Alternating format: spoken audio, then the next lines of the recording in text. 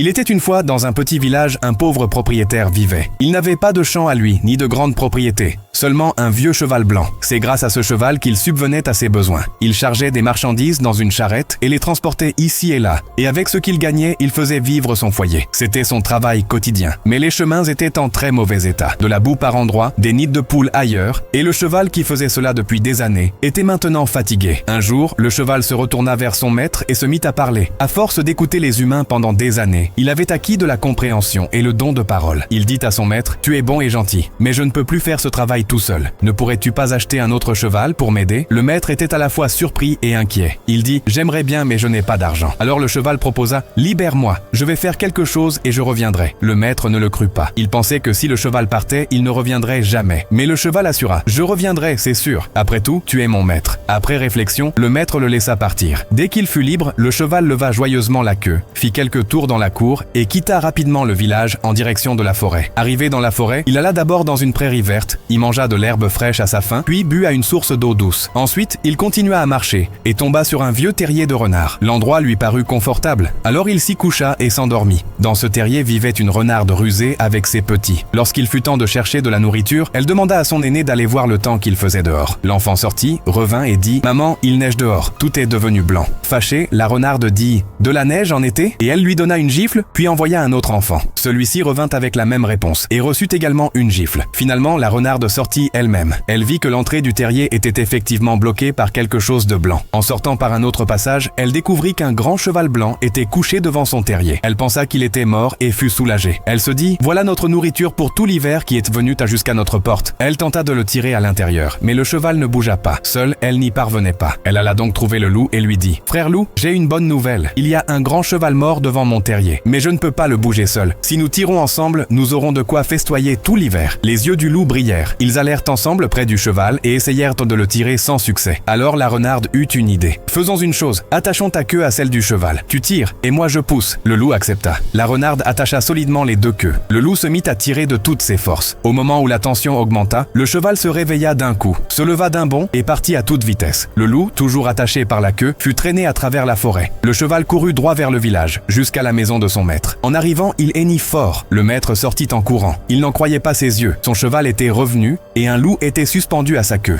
Par un geste, le cheval sembla dire: « Voilà, maître, je t'ai apporté quelque chose. Vends sa peau et achète un autre cheval. » C'est ce que fit le maître. Il vendit la peau du loup à bon prix et acheta un nouveau cheval. Il avait maintenant 2 chevaux. Le travail restait le même, mais la vie devint plus facile. Et tout cela grâce à ce vieux cheval sage et fidèle